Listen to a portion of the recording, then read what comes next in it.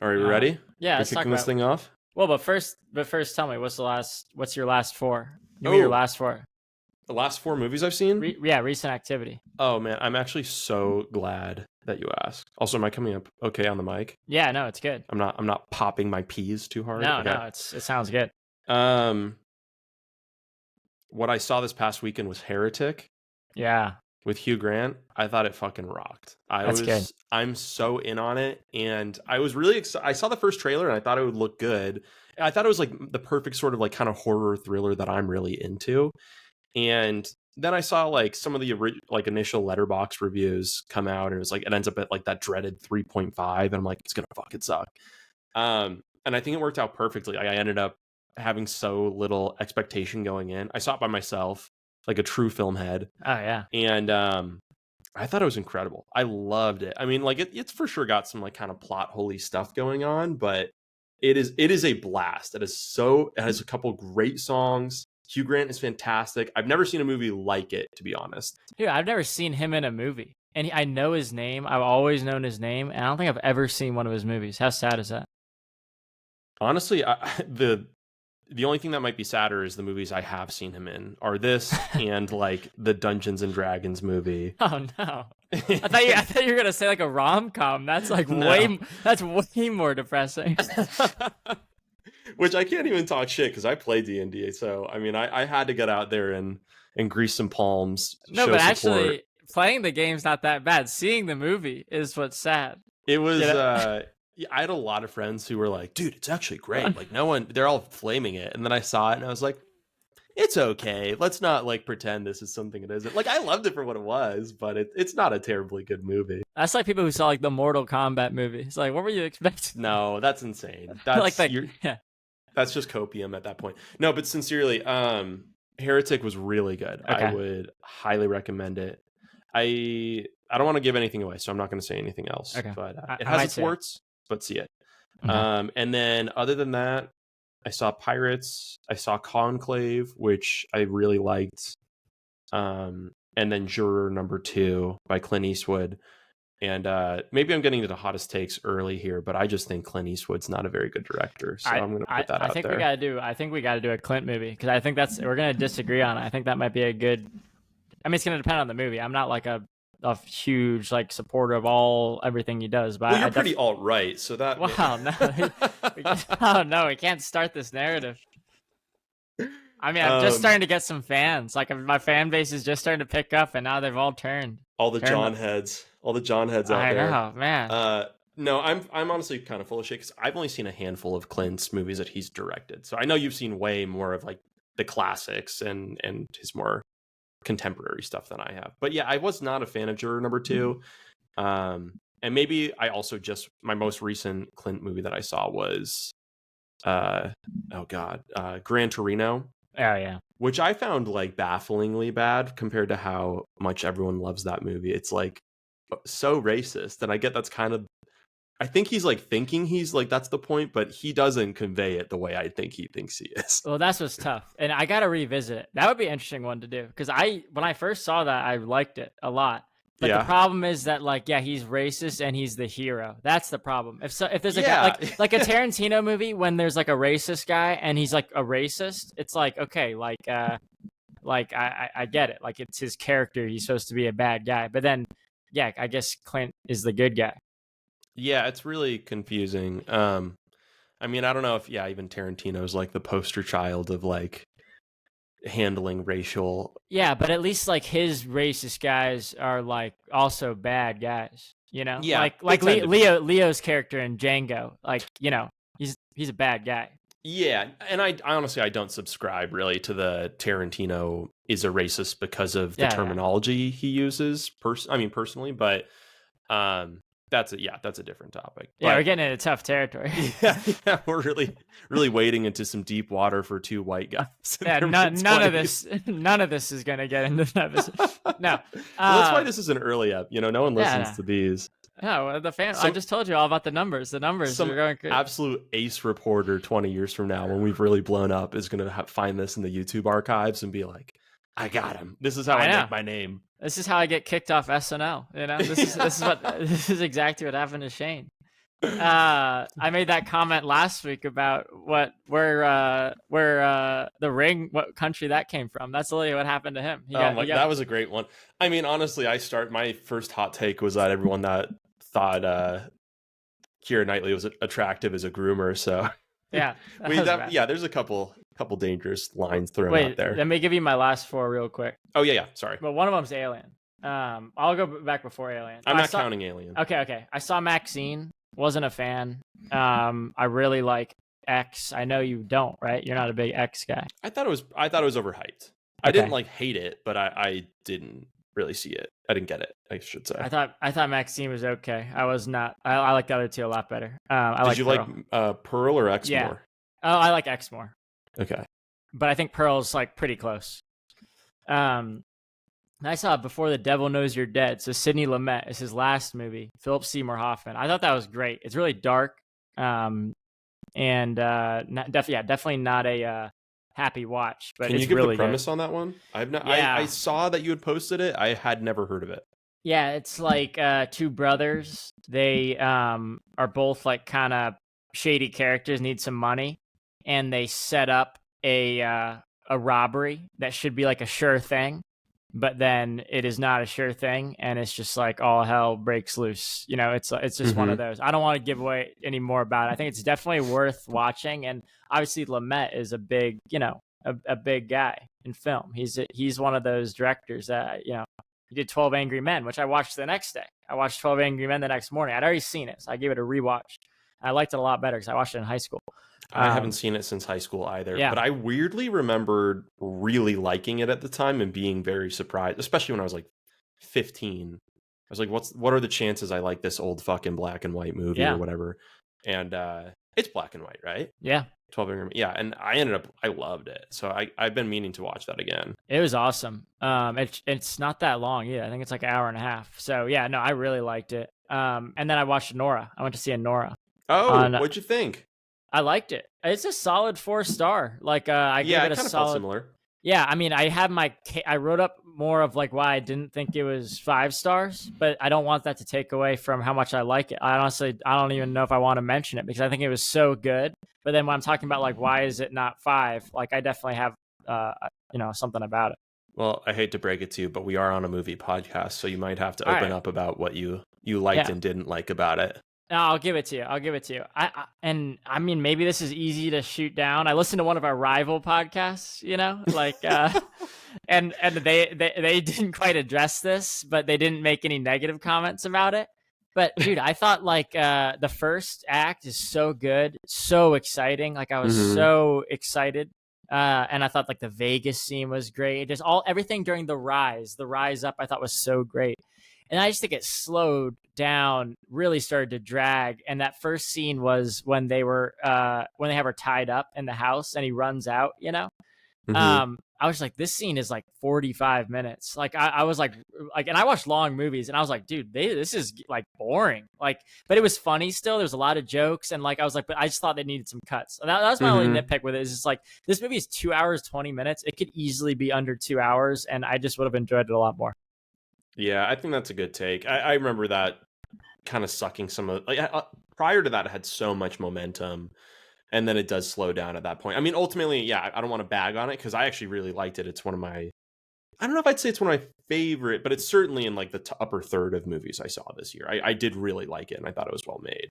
I did too. That's why I honestly didn't even want to say it, but that would be my reason. Is that like, and then even the scene after when they're looking for him around town, I thought it's just like it just slowed down so much, and I don't know that was my only thing about it. But I liked it so much. I mean, I could go on and on about all the things I liked about it, but obviously not on this one. Yeah. I will just say quick shout out to Igor. He's fantastic in that. Oh, so good. Everyone was good. Toros. Oh my gosh, that guy was so good. All right, what do you think? Let's dive into it. All right, today we're talking about Alien, 1979 science fiction horror film directed by Ridley Scott, starring Tom Skerritt, Sigourney Weaver, Veronica Cartwright, Harry Dean Stanton, John Hurt, Ian Holm, and Yaphet Kotto. I think that's how you pronounce his name. And distributed, and distributed by 20th Century Fox. So it premiered in May May 25th, 1979, and got mixed reviews, but it did go on to win an Academy Award for Best Visual Effects, which I didn't know. I did not know that it won. And it did do really, really well at the box office. So $11 million budget, $187 million box office opening. But yeah, let's talk Alien. You want to kick us off here with the intro? Yeah, I mean, we're already a couple minutes in, but my name's Nick Lydon. I go by Flick Lydon on Letterboxd, and I'm a big fan of movies. Very good. John McKittrick, John M11, hit me up on the box. On the box. Yeah. On the boxed. Yeah, on the box. Right. You want to go first with Impact? Yes. Yeah, I didn't see this movie until I was in my mid-20s. And had kind of gone back into my movie renaissance. I, in high school, was a huge movie head, like wanted to go to film school, and then was promptly told by my parents that I should get a real job and a real degree, quote unquote. So I did not do those things. And then I ended up being so busy with school and partying and all the stuff that goes on in college. I just kind of lost the scent to it. But early to mid 20s, I started getting back into movies in a big way, and I had always known Alien was really iconic, so I made the time to actually see it, and I loved it. I mean, it's funny, I had seen the Spaceballs scene. Yeah, that's exactly what I was going to say. Go ahead. Sorry. Making fun of it 20 times. Spaceballs was really big in my house growing up. Same with me. That's so fun. Because I was going to ask you, where were you first aware of it? And that was it for me. That end scene where he's dancing on like the bar table. Yeah, the space diner. Yeah. It's kind of hilarious to show that to a kid because it's like the whole thing is like Mel Brooks making all of these like essentially anti-Semitic, but in a joking way, jokes. And it's so funny that I was watching that like when I was like 8 all the time and just saying merchandising to myself. But he's Jewish. Anyway. Mel Brooks is Jewish, right? So I know that. Yeah. No, so I mean not actually anti-Semitic, but anywho, stuff that maybe doesn't hold up, I think is what you're saying. Like it's harder to watch now, right? Well, I don't even know if I'd say that. I mean, I guess it's just that like he's making jokes again about his own people. So anyway, I had seen that scene parodying it like 15, 20 times beforehand. And I had seen, through Twitter and YouTube what that the chest popper or chest bursting scene before. But I immediately loved it. Like I was pretty blown away. And I think I've kind of continued since high school having a bit of a stigma about older films, at least older to me. And kind of assuming that they're going to be boring or whatever. And that one I was really pretty struck by like how much it really does lock you in as soon as that movie starts. And I've heard some people say that they think the first 45 minutes is a little slow before you get the alien. But to me, I think the design and the set and the dynamics between the crew are engaging and believable enough that I'm like, and really kind of transportive enough that I never really felt that dullness. I just felt like I was thrown into this world. So I loved it. I've continued to love it. I've rewatched it probably 4 or 5 times now. And we can get into the rankings of them later on. I'm sure we will. But I've only grown to appreciate it more and more. Yeah. No, it's cool. It's funny that you said that about Spaceballs because that was the first time I was aware of it also. But I didn't first see it until this year. And reason being, I just don't like medical stuff. I knew about the chest burster scene, and I had no interest in seeing that. I don't like it, even to the extent to which I the first time I watched it earlier in the year, I turned it off. I got through like the first like 40 minutes, and the second face huggers on his head, and there was any kind of medical thing, I was like, I'm not doing this. But then I ran it back and I got through it.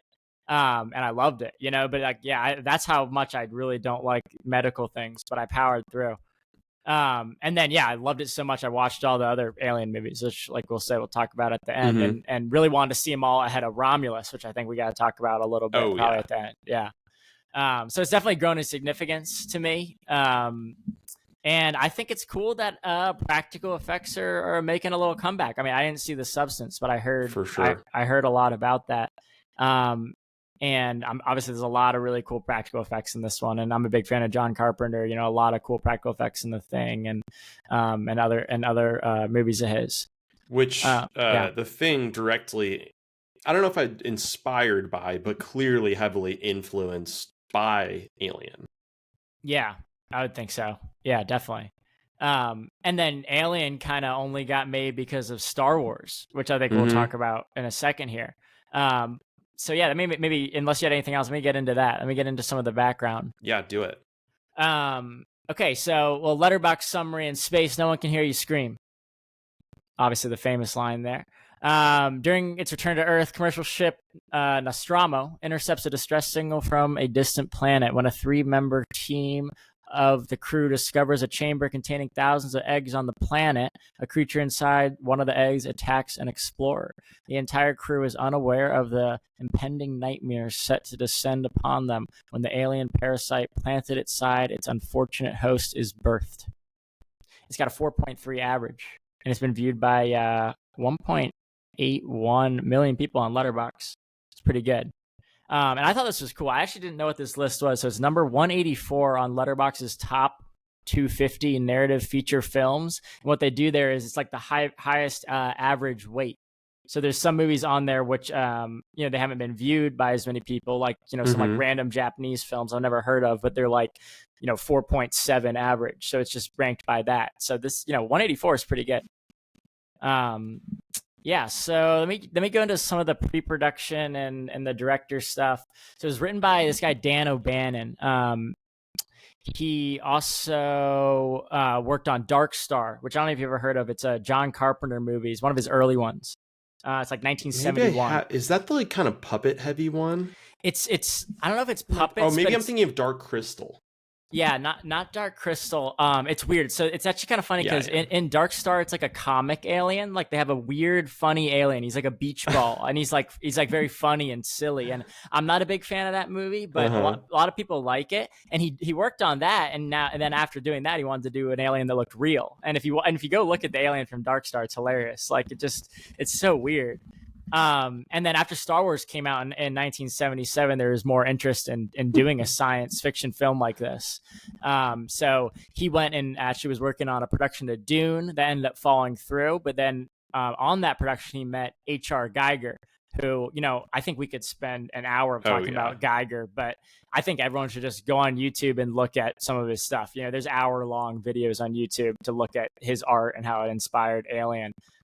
Did you get into any Geiger stuff when you're prepping for this? Oh, absolutely. And while we're not too far from the topic of Dark Star, I did want to say the original name for this movie was Star Beast, which is just infinitely worse than Alien. And it's like it just sounds like it immediately ages this movie by 45 years, whereas like Alien sounds like that could come out today. But anyways, it's so chunky and not in the cool sci-fi tech way of the rest of this movie. For Geiger, I did a little bit of digging. I had always known that H.R. Geiger was involved in the inspiration for the art of this and the design. I knew nothing else about him. And then reading into this, I had no idea he was actually like involved like directly with it. I thought he might have been an artist that was completely separate and they just found his book, but he had created a book called the Necronomicon, which had, I believe it was called Necronom 4, was a painting that he had done, which was the direct inspiration for what became the Xenomorph, almost identical in terms of the design there. They nailed it. Yeah. That's so cool how well they did that. Yeah, and so, I mean, it's really incredible, the art that he made, and I mean, I thought we were going to get into this a little later, but it's such a unique form of horror in the way that it's drawn, and that I think a lot of horror gears towards blood, towards when you think of other slashers and monsters, it's really more claws and teeth and those sort of images that are, I think, in some ways more maybe feral or something about those things we innately understand. And Geiger has such a different approach of, I think his horror more than anything is very sexual. And something about that is like particularly disturbing, and it has the claws and the things that are overt danger, but there's a different level of not just like this can harm you, but like it is disturbing, and that really a lot of this is rape imagery. And I think they do it tastefully in the sense that it is supposed to be horrifying, right? Like, I mean, essentially this creature has like a very phallic shaped head. The mouth that pops out of its mouth is essentially a second penis.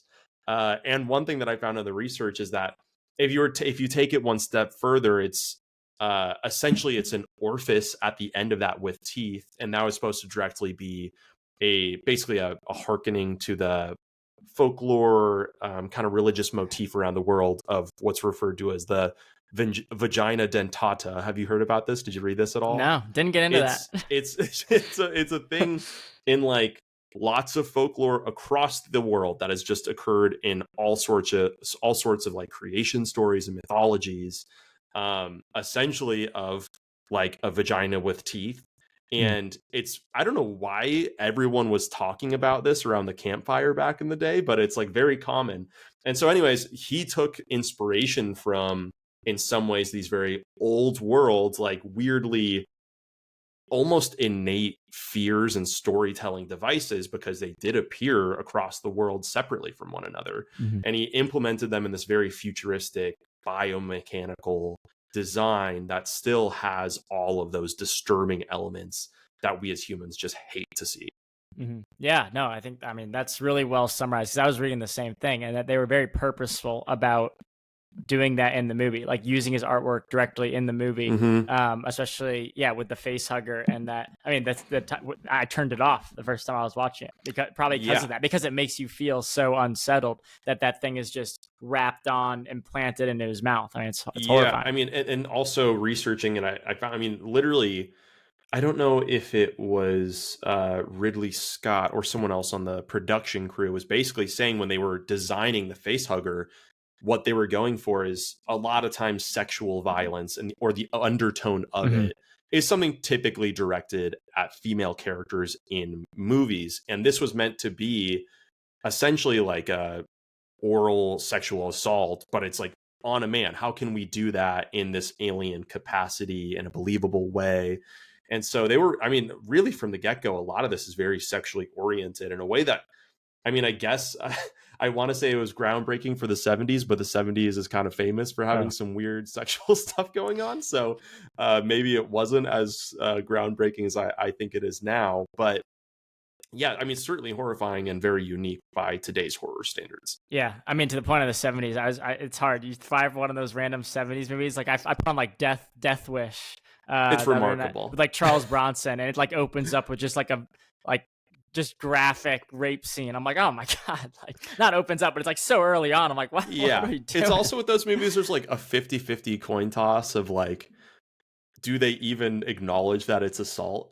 Sometimes it's like, well, that's just what it looks like when two people fall in love, and you're like, who made this? Who wrote this script? Jesus Christ! Yeah, it's brutal. But that fear that that Alien instills is really real, and it's interesting. I mean, we talk about it when we talk about the other movies. Is like, I'm trying to imagine what it was like seeing those characters on the first time for the first time in 1979, right? Where they are really so alien. Like now, like the xenomorph is so ingrained in our culture that imagine seeing that in 1979. Like, what is that? You know? Like, who thought of that?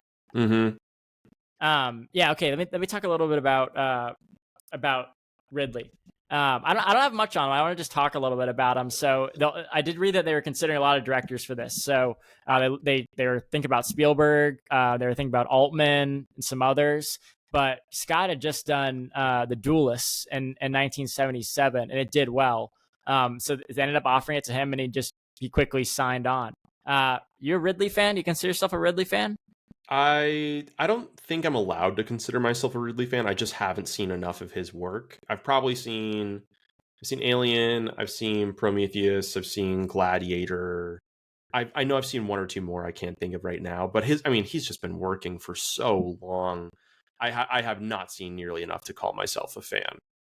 Yeah, I think I'm a little mixed on him. Like he's not like one of my favorite directors, but then I've seen a good amount of his movies, and I think like the one that I just don't get, I think I need to watch it again, is Blade Runner. I just don't. Oh no! I just don't like it. I don't know. Like I watched it and I just didn't enjoy it. But I love Gladiator. I love American Gangster. I love The Martian. I gotta try Blade Runner again. I don't know. Talk about movies that have a weirdly aggressive sex scene. Blade Runner is an absolute insane. Oh yeah. Insane. And it just it gets completely played off like this is at all normal. Do you like that movie though? Are you like a Blade Runner fan, or are you kind of? No, I do like that movie.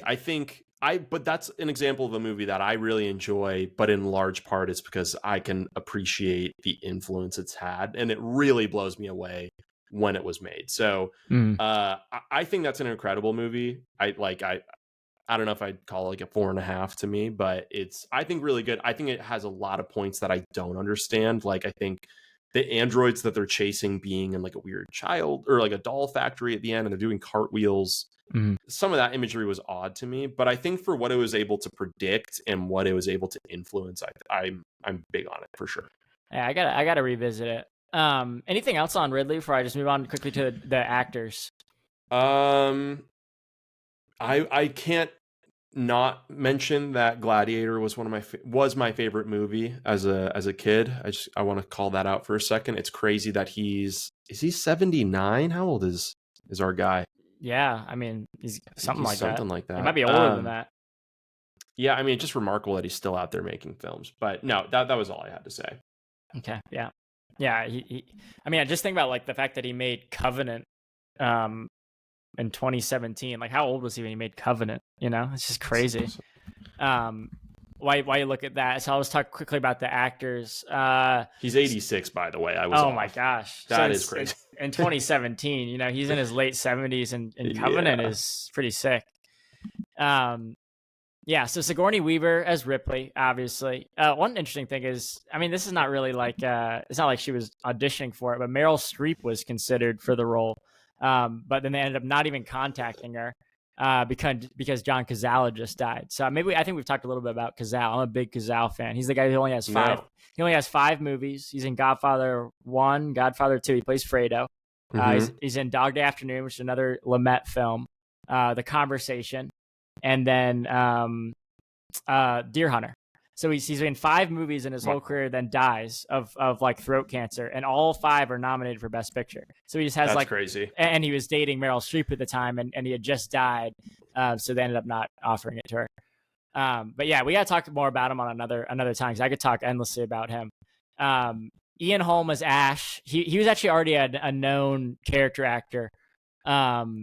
He'd already been in like at least 20 films, and obviously he's now most well known for playing Bilbo in Lord of the Rings. I'm so upset that I accidentally saw that in your outline today, because I had no idea that he was Bilbo. Oh, really? And I was like, my jaw literally dropped. It was cartoonish. I was so blown away. We can't be reading the outlines before. No, I never do. I was copying just to get the rough like outline of what topics we needed to go through, but I was blown away. That would have been a great one.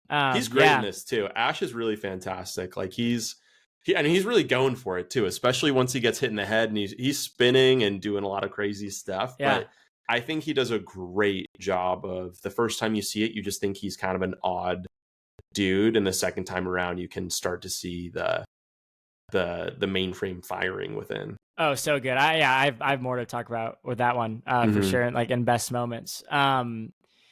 I was gonna say on him. Bilbo is actually one of the first things I was scared of in the Fellowship of the Ring, when his face changes when he sees the ring. Yeah, it was scary. Oh man, he was one of my first fears. That kept me up at night. This guy Balaji Badejo is the alien. I thought this was interesting. A lot of people know this now. I think it goes around the internet as a meme. But he was a 26-year-old design student just discovered in a bar somewhere. 6'10", slender frame, and he's the alien. And when you watch it now and knowing that, I mean, it's pretty obvious that it's a human in the costume, but it's still like pretty cool to see. And then when you think about like the later Alien movies, like they depart from that, they get more CGI. I know Romulus used a lot of practical effects, but he gets like the alien gets much more slick. It moves much more slick. And watching this one again, it's just a guy walking around. This was one of my. I was going to save this for what's the worst, but. The shot where at the very end of the movie, the alien gets blasted out. It's like it rocks, and then there's just a second where it's like dangling off the cable, and it actually looks like total shit. It's terrible. Once it gets under the engine and it gets blown away, that's okay. But there's a moment where it's just ragdolling, and all of the fear of this creature kind of evaporates. Yeah. There's actually another funny one which I didn't notice the first time, where like before Veronica Cartwright gets killed, the girl with the short hair. Yeah. Like you see him, the alien shadow.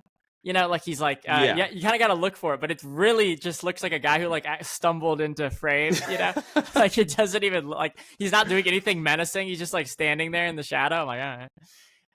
Okay, really quick, and then we'll talk about best and worst. I just want to mention a couple of the other actors and like stuff you might know him from, because this is one where like there's only like what 8 people in the movie, and you know it's people that you just would recognize in all kinds of movies. But Tom Skerritt, he plays Viper in Top Gun. Veronica Cartwright, she's a prominent figure in The Birds, the Hitchcock movie.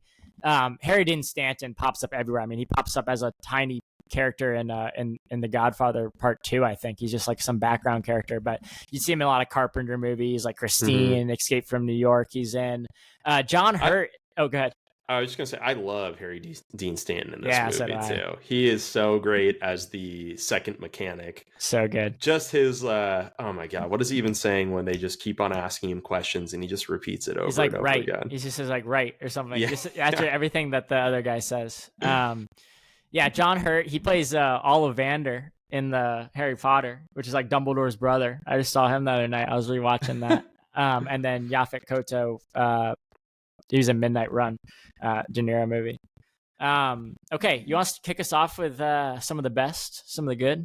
Yeah. I mean, just going chronologically here, the title sequence of coming in, full silence, having the letters just slowly come into frame. I love that they've continued to do it with the later movies.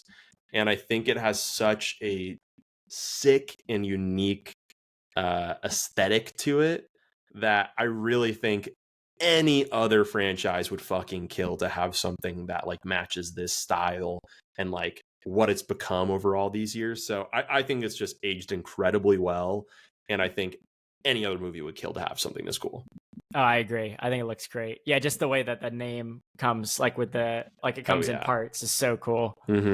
Let me give you one. What about the ship, man? The ship looks amazing. Like I don't think I really was paying as close attention in some of those opening shots the first time, and watching it again, it's just like just the different like I don't know as much about like the cinematography stuff, but just the different colors, like the different rooms that are like all white, and then the rooms that have all lights in them, and everything's just lit so well and lit differently, you know, depending on the room. And it's just so big. Like there's so many rooms in the ship, and you never really get like a good sense of where things are, which I think just adds so much to the fear when the xenomorph is loose, right? You know, you have no idea what part of the ship they are, and because they never establish really a map of the ship. And I think it's a great example of like clearly this movie is heavily influenced and inspired by Star Wars, right? I mean, even especially the exterior shots at the beginning of the movie, which I think is in a way almost a cool way to be like, this is an homage in some ways, right? Like, but I think the difference between what Alien does and a lot of other movies that are just kind of ripping off from some source is I think Alien meaningfully builds upon that source material and it becomes more of a conversation of a genre rather than just trying to go for a cash grab or say that people are people enjoy this right now. Like I think, and what I mean by that, or the example I want to give, is I think one thing that's pretty decidedly lacking in those early Star Wars films, which is no knock on Star Wars, it's doing a lot of things right, but like sometimes those interiors can be very flat in certain ways. I mean, literally so a lot of times, because they would paint on those sets to make them appear that there was three-dimensional space, which is actually incredible, and I admire them for it. But this movie is so tactile, and everything's clicking, and everything has some sort of three-dimensional space to it in a really unique, filling way that makes the ship itself feel filled in too. And I just think that was one of the biggest things that stood out to me that first watch that I have. All of that chunky sci-fi tech is just so satisfying. Yeah, no, I agree. And I think Star Wars definitely helped get it made, but I think the inspiration is probably 2001: A Space Odyssey. I mean, that's the, true. With HAL and the parallels to Mother and just some of the ways those rooms are lit and how like claustrophobic it gets moving through the ship. But yeah, what else you got for good? I mentioned it just a second ago, but just to expand a little bit more on sort of the parallel between Star Wars and this film, I really enjoy that the way that technology is presented within Star Wars is really meant to be more relatable. And I don't know if it was intentional in those early films. They were just constrained by the technology at the time. So they're like, a lot of the parts of the spaceship happen to look like what a car engine looks like, or at least how Mhm. you would fix it. And I think it's cool they've stuck with that because it makes it, again, feel more approachable, or perhaps even relatable, as compared to a lot of other sci-fi, which is just so out of touch that it becomes a story that's just not as engaging. Mhm. And I think at this movie's core, unlike Star Wars, like, it takes even a step closer to being approachable. This is really it's a movie about truck drivers, and maybe you could call them miners, but these are people that are just on the intergalactic highway bringing supplies from one place to another. Arguing And about shares, and who oh and yeah. yeah, it's like, yeah. And that's something I want to touch on in a second too, but I think that it's so relatable in such a cool way, that these characters are going through what they're going through, and I think that the audience's ability to feel that connection with them is a direct result of the items they're interacting with feel tactile and real. Yeah, that's a good point. One other thing I wanted to mention, on the design. I mean, we talked a lot about the spaceship. What is it? Nostromo? Is that the ship? Yep. The alien ship. I mean, we talked about Geiger earlier, but man, that ship is great. I mean, especially if you're looking at his artwork, like how much they nailed it and how different it looks and how obviously like alien it looks. I mean, just rolling up on the space jockey and man, like I just love. I don't even know how to describe it, but maybe that's the point of just like the way that the interior of that ship is built. I mean, yeah, I'm sure you have more on this. Oh yeah, yeah. Actually, I wanted to just call it out. I'm not. I want to touch on the name, the Nostromo, too. Oh, okay, yeah. But before I do, yeah, just to build on what you were saying, I really didn't realize until this rewatch just how much of what is in Prometheus is already built out in this movie. And Mm-hmm. I hadn't seen, because I saw Prometheus when it came out in theaters, and then I rewatched it this past year. And I loved it when I first saw it. I loved it even more this rewatch, but it had been a while. And so seeing this recently, I was like, oh my God, I can't believe they have the engineer in this first movie. They have him in his pilot suit. They have the engineer ship almost identical. Like, it really played out similarly. So I just thought that was such a sick parallel between the two. And they, yeah, I loved it. I mean, it just makes this first movie feel that much more intentional that they already had those things in place. And it makes me kind of wish, we could touch on this later, but some of the choices that Cameron took with this were a little different than what I think Ridley's vision might have been. And I think it would have been interesting if it had stuck with Ridley a little longer. Yeah, no, definitely. I want to talk about I mean, I thought he's a space jockey, right? Is he also the engineer? I mean, this is where it's tough, right? I mean, I still don't fully understand Prometheus, to be honest. I think he's. I mean, I think the space jockey, when he's sitting in that Is the engineer chair, is the engineer. That's Okay. just essentially the suit around his body. Got it. So there's a really cool shot in the first one, where I think it's Tom Skerritt. Yeah, it's Dallas. He's inspecting the space jockey, and he's got his light on it, and it's just like panning inwards on his face, and you're just trying to figure out like what it is. Like, it looks like an elephant or something, Mhm. like but you're just getting closer and closer, and you see his eye, and then like he turns the light away, and there's just like a 1 second shot of it just like pitch black, but like that face is still like on the screen. You just can't see it anymore. And there's something Mhm. so cool and like unsettling about that. It's like I just looked at that thing for like a solid 5 seconds. I have no idea what it is, and like now it's still there and I can't see it. Okay, so question for you. Are we to understand that this is the first human interaction with an alien, or at least like a technologically advanced one, a sentient one?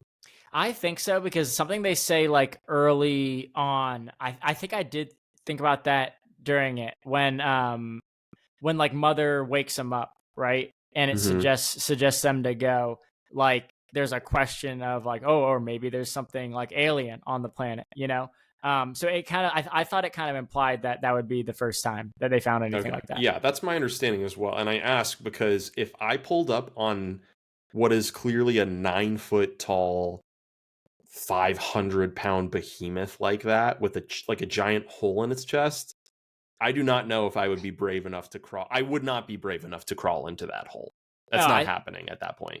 I think they're way too chill about a lot of stuff going on. Yeah. But Yeah. I'm not gonna pick that nit. But at the same time, yeah, like I mean, you could talk about what's his name, the guy who gets the face hugger, the first Kane. I Kane. mean, what is he doing down there? Like, there's just no shot I'm doing any of what he did. You know, I mean, I guess some down guys are just built different. He just no hesitation out of this guy. I know, but just the second I see it move, something moving in there, I'm out. You know, I don't know. The egg. At that point, I kind of think he's a dog for going into the hole. Like, kind of respect him for it. He's just got that adventurer spirit.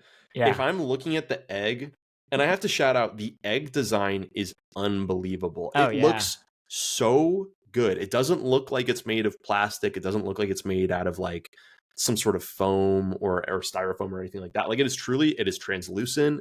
You see the movement within it. I was blown away that they were able to do this in 79. I did a little bit of digging on it actually, and how they did it. They had for this, as well as the face hugger, they used a lot of cow intestines, cow stomach, sheep kidneys. So they were using a lot of sort of, actual organic matter to make them look more real. I think for the facehugger, they might have also used certain parts of like oysters and clams to give it that sort of fleshy look. And then with that, they used a lot of like tubing and piping to give it a sort of biomechanical look to it. But yeah, I mean, really, I mean, I can say all those things. I can't believe they put them together in a way that looks so cohesive. Oh, I know. It looks great. And in that scene, I think is one of the best cuts in the movie, which is when the facehugger jumps onto Kane's helmet and it incredible. cuts immediately. And then like the next shot of them, it's like you kind of see them walking with him. You see they're carrying him, or it's just two people walking. And then it's them trying to get back in through quarantine, And I think that's so amazing, because then you get the next time you see Kane, like the facehugger is just really embedded into like the helmet. You're so confused. You're like, well, what happened? I mean, they got him. Is it okay?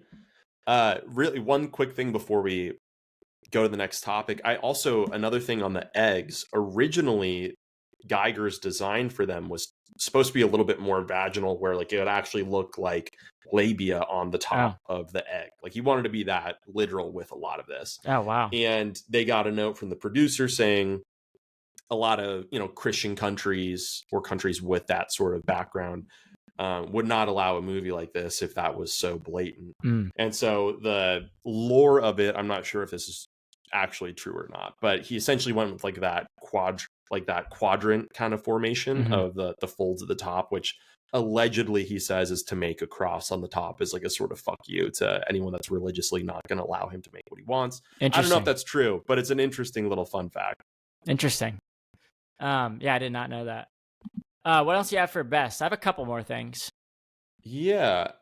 Okay. I think this is one of my favorite parts of not just the movie, but really the franchise. I love that as much as these movies are about xenomorphs and how do people respond to them and what does it mean to be isolated and all these things. And in the later movies, where are we from, origin, things like that. It is maybe more than any of those things about capitalism and exploitation, and the dynamic between the workers and the owners. And so, for instance, the ship name, which we brought up earlier, the Nostromo, that is named after a book by Joseph Conrad in 1904 called Nostromo. And the book is about imperialism, it's about greed and a lot of other things, but within it, the titular character of Nostromo is this exploited worker who works hard but is ultimately drawn into a conflict by his company, and gets fucked over for it. And so, not to go all the way into the book report of that, but it is really cool to see that, like, literally the very setting of the entire film is set within the body of a character who is exploited by his owner, by his worker or manager. And so, similarly, these characters are tortured and killed because the Weyland-Yutani Corporation likes to exploit its workers. And I just think that's a really interesting theme that later on gets explored, certainly and Romulus a ton. We get to see Mhm. sort of the generational element of how these people are exploited and stuck on these planets and out in space. And it's really, I think, only more fascinating when you have to think that this is sci-fi. They have space travel, they have technology we don't have access to. And instead of this being viewed as a place where things are better for us or we feel more kinship with our fellow man, the exploitation has only gotten exponentially worse as we have separated ourselves both physically through space and the galaxy and financially through who gets to own things and who gets to work for things. And so I just think that's an awesome part of the movie. And it's a cool little nod with the name of the ship.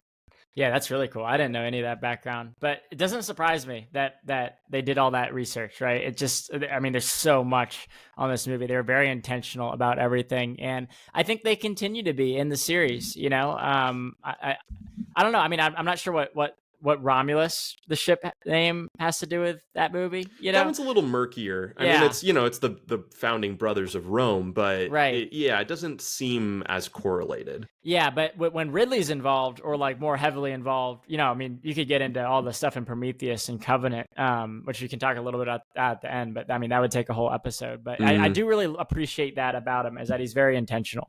Yeah, and before we wrap up favorites, I do just have to mention Sigourney is so unbelievable in this film. I think she is. I mean, it's not a hot take, but there's certainly a shortage of well-written parts for leading women, especially in older Hollywood, but still today.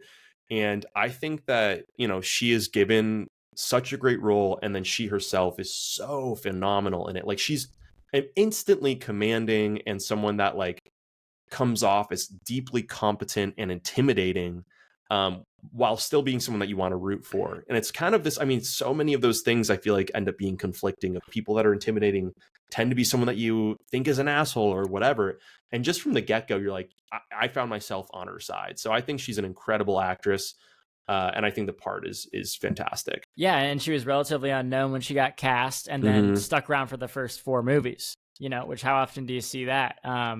She even gets like killed in one and brought back. You know, it's like, it's crazy. Maybe the worst shot in the entire franchise is her jumping into a vat of boiling copper or something while hitting the fucking T pose. Is so dumb. She's hitting the dab. I would prefer, honestly, I would love if she had a dab over that, but she's incredible in this. Also have to just call out, she's a 6 foot tall girl. So all my tall queens out there, rest easy knowing that you too can win.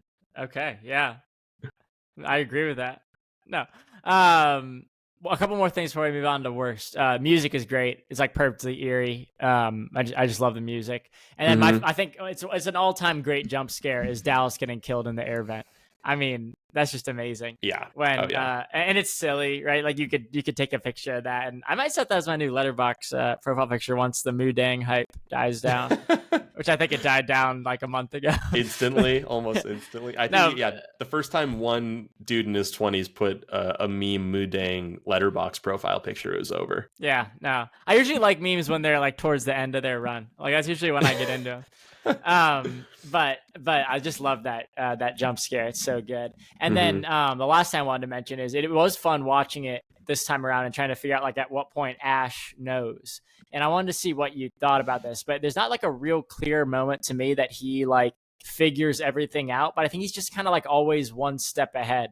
Like he knows this priority 1 is keep it alive, right? Whatever it's going to turn into. And he's just kind of always like aware like one iteration of the alien before everyone else is, that's my theory. But it's not clear that he at one point he just figures everything out, Yeah, I don't even know if I read it as he figured something out necessarily. Like, I think he certainly has his instructions and he's acting on those. So in that way, he's a step ahead, or at least, he somehow he knows things that they don't. But I almost think his game plan is, and this is a little unclear, but maybe he's essentially just going to find a pod. I mean, he's an android. He doesn't need to be anywhere particular.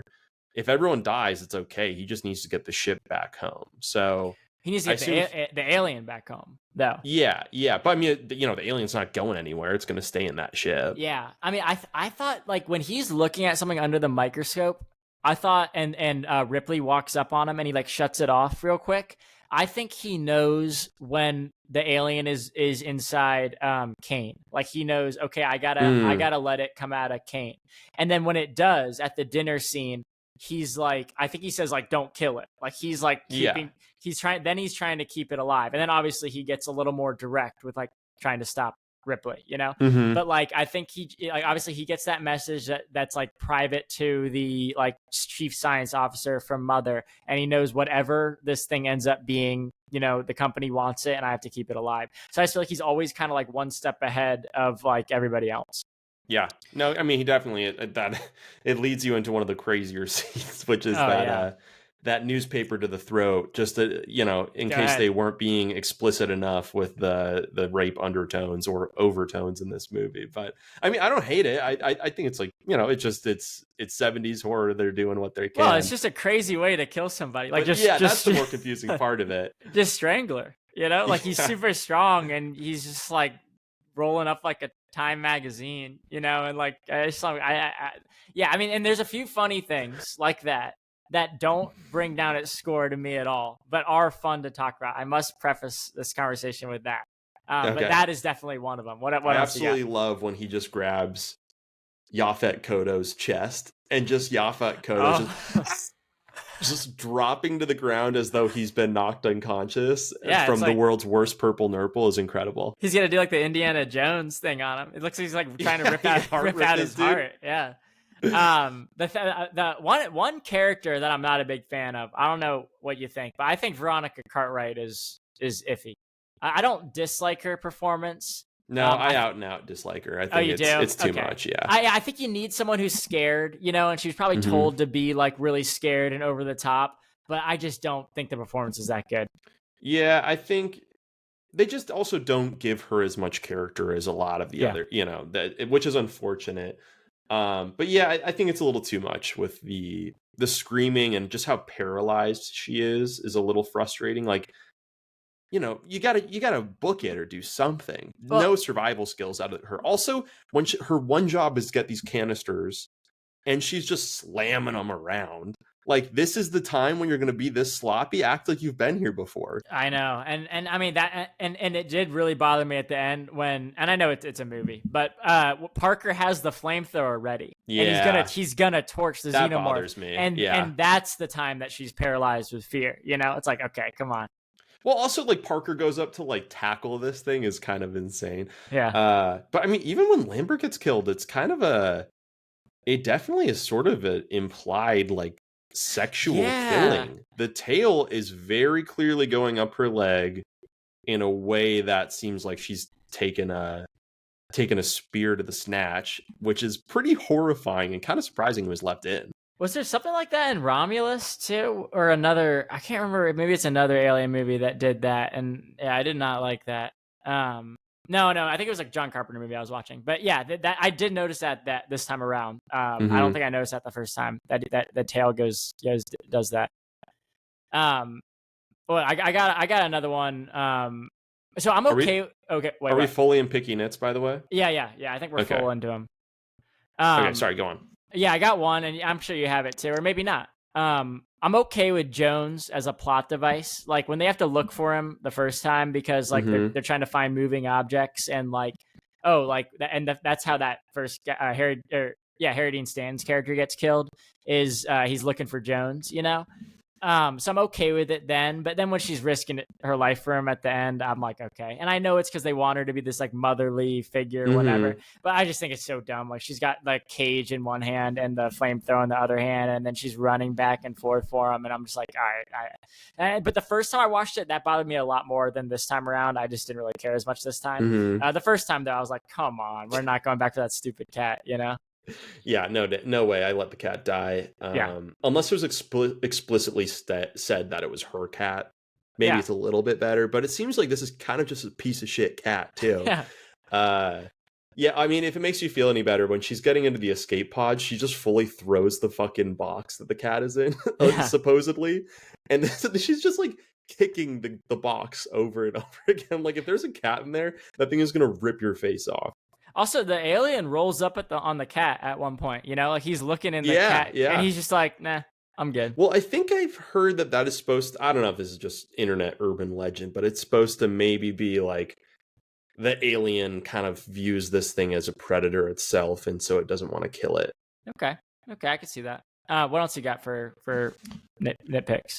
Oh God, honestly, I have quite a few, so I might go through these kind of quick because some of them are similar. I mean, just their entire response to this infection is atrocious. I love that Ripley doesn't let them in, and it's not a plot hole that Ash does, because I get it. He's trying to get the alien on board, so no problem with that.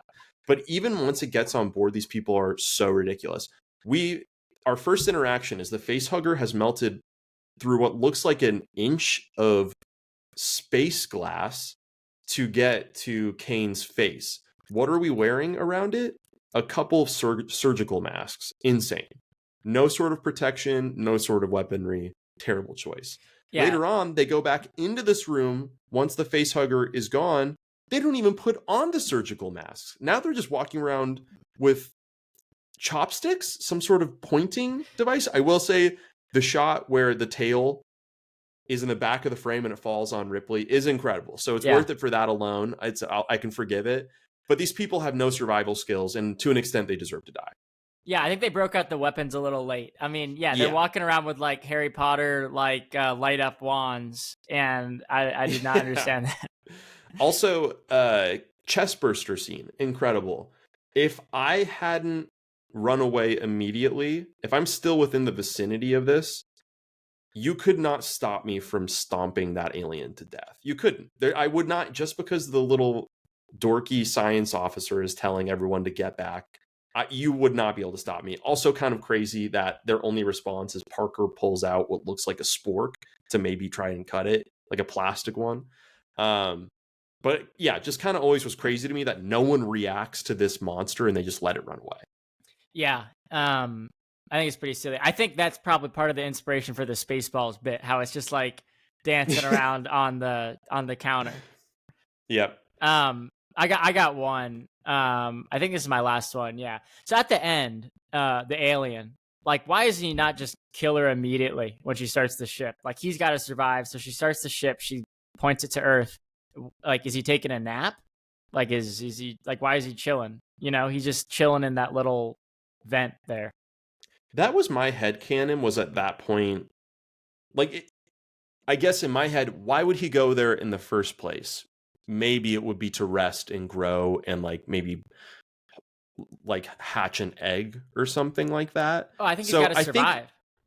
But I think that maybe the way the movie's presenting it is like he knows somehow that this is the escape pod. It's a little unclear just how smart the alien is in this movie, which I would say it's almost a little plot holey. Like, does he know? Like, is he tricking them in the vents? How would he know? Or, how would it know?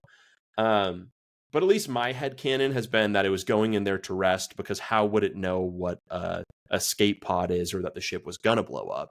So I think it was going into some sort of hibernative short-term, rest, and it just didn't realize she was there. Okay, so my thought was that, I mean, I think they're supposed to be like super smart, and I think it realized that the ship was about to blow up, and Ripley's running around looking for the stupid cat, and I'm gonna get in her escape pod and then escape with her. So then my nit to pick is that he didn't just immediately realize like she's probably gonna spot me and I should kill her once she's like pointed the ship in the right direction.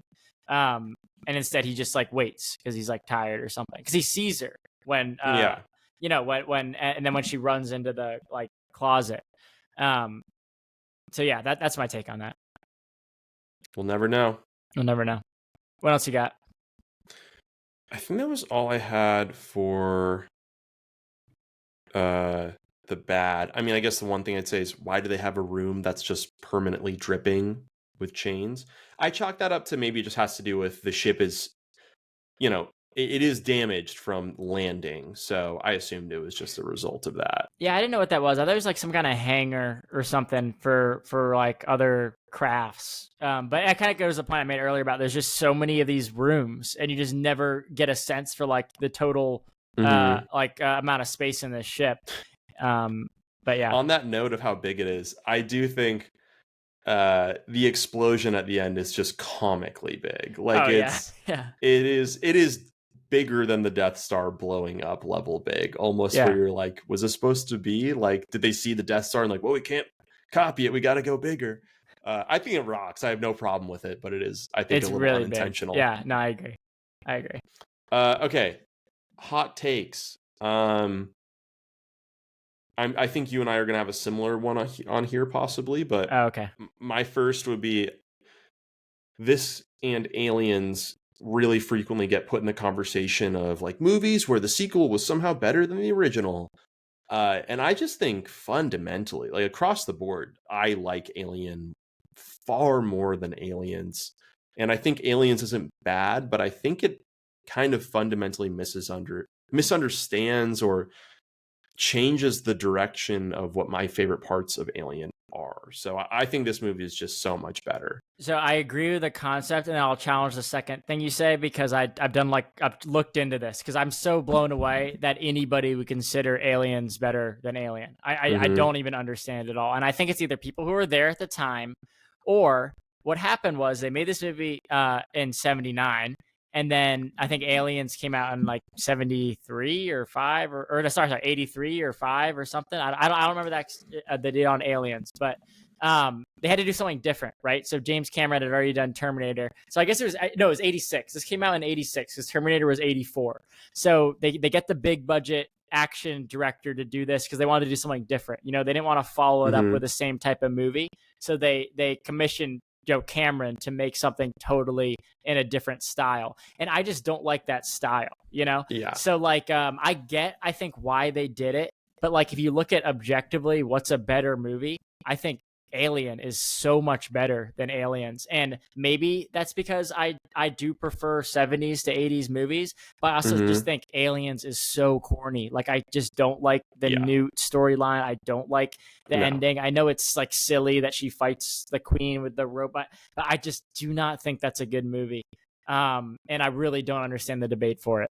Yeah, no, I completely agree. And I think there's so many things that like this movie, I think that it's so groundbreaking in a lot of ways. One of them is that like Sigourney is presented in some like she is presented as masculine while a woman. She's presented as, you know, masculine while motherly.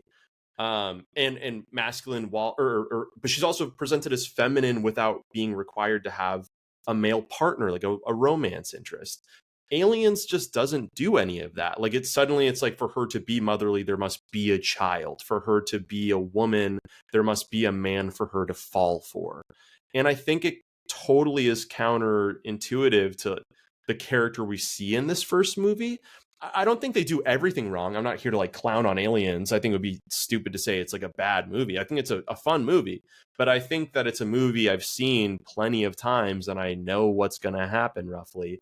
I think Alien is just doing so many more innovative and like like things that actually make me want to make art, as compared to Aliens just feels like this shoot 'em up 80s nonsense that's like it's fun, but I think it really loses out on what made this movie great. And one thing I've said in the past that it's always stuck out to me is um, the alien in this movie feels like a tiger in the jungle. Like it is immediately adapted to be the highest point in the food chain wherever it is, even though it was literally just born there.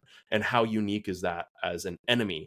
And as soon as you get to aliens, they're really just bugs. They might as well be wolves that they're fighting against. Like there's cool elements of the design certainly, but at that point it's just like run and gun with a machine gun. And I think it loses a lot of like what made it interesting and scary and the quiet aspect of it entirely. Yeah. Yeah. I have to go off feel, and I did not like it when I watched it. And Mm-hmm. I just don't get why, because I think Terminator is great. So there's other 80s action movies that I like. And I think Terminator 2 is amazing. I think Terminator 2 is better than Terminator. And the fact that this is in the conversation for like best follow up to like a hit, it just makes no sense to me. And like, if you want to get into the rankings, I mean, I've seen all 9 Alien movies, including the Alien vs Predator, the two of those. Yeah. I have Aliens 5th. You know, it's And I'll give you mine first. Now I'm curious to hear yours. So I think Aliens. Let's do it. A clear number one is Alien. My number two is Covenant. I really like Covenant. My number three is Prometheus, which I know you're gonna want to talk about, so I'll let you talk about. Number four is Romulus. I do like Romulus, and maybe we talk a little bit about that, although we're going a little long here. Then Aliens, then Alien 3, which is the Fincher one. Then Resurrection, which is the fourth one. Alien vs. Predator Requiem, I have at 8, which usually people think is the worst one. Wow, throwing that on there is, I mean, just a testament to how completionist you are. Man, you've got the Predator movies on there. Well, and I watched all the Predators, so my list ranks them both. So my list is actually Alien vs. Predator because I went through all of those too. But Requiem is usually considered the worst. I think it's not as bad. Requiem or Resurrection? Alien vs. Predator Requiem. Okay. Yeah, Resurrection is probably the worst of the original 4, and then Requiem is most people think it's worse than Alien vs. Predator. But I flip them because Alien vs. Predator just totally lost me at the end. I mean, it has such a bad ending. It's a cooler concept, and Requiem has some brutal kills that I just enjoyed more than like it outshined the story, I guess. So that's my rank. I think, there's nothing in that I like hard opposed. I think it completely makes sense. I think my list might be more frowned upon. I think for me, I think I have to give Prometheus my number one if I'm really being honest. Wow. I just love that movie, and I think the performance of Fassbender in it is incredible. I believe it's Noomi Rapace is the main actress in that. I think she's really good. I don't think she's Sigourney level, but I actually think she plays it great. I think the planet they land in, the design of the kind of worm monsters, and really the involvement of the engineer and what does it mean for our more contemporary history, or not contemporary, but more contextually, like actually on Earth, who are we? What is our connection to this? I think that one thing I struggle with in the Alien franchise, especially in those first 4 movies, is like it just jumps like 80 to 100 years at a time between them. What movie franchise have you ever seen that has done that? Can you name a single one? Can you think of a single movie that operates like that? No, not off the top of my head. No. Yeah, I mean, in some senses, I think maybe if I liked the movies more, I would say it's cool. But I think it kind of sucks because in a way, it really just sucks away the relationship between them. And I suddenly, like, the things that I cared about over the course of an hour and a half, I go into the next movie and they just don't matter at all because they cease to exist and they have been dead for 50 years. So anyway, I really like Prometheus. It starts on planet Earth, so we already have that connection with it. Again, Fassbender in that role is one of my favorites of all time. And then I love that we get to see the engineers later on. But love that. Aliens number 2. I would give Romulus number 3. I had such a good time seeing that in theaters over this past summer. So I'm sure a little bit of recency bias, but truly like one of the better theater experiences I've had in quite a long time. I think it has some weaknesses of maybe the younger cast, but overall, I thought it was incredible. Also, the monster design at the end, I just want to call out because you were talking about the alien actor in this first movie was like 6'7" or something, 6'10". or 6'10". Yeah. They, for Alien Romulus, not to spoil anything, but the alien in that is, they again had an actual actor. He was 7'7". He's a basketball player. Yeah. Yeah, I mean, really incredible, honestly. I think that monster design is maybe my favorite in the entire franchise. Yeah. So anyway, I have Romulus, Aliens 4th, Alien 3 after that, and then Resurrection. And I've actually yet to see Covenant. Oh, okay. Well, yeah. So, we'll talk about this again when you see Covenant. Because I really liked it. I like Prometheus a lot. I probably, that'd be an interesting one for us to do because I got to give it a revisit. But yeah, I'd be interested to hear where you put Covenant because I think Covenant's pretty good. Mm-hmm. And then for what genre is this?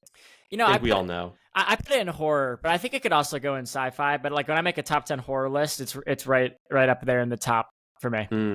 I think I put it sci-fi before horror, but I get what you're saying.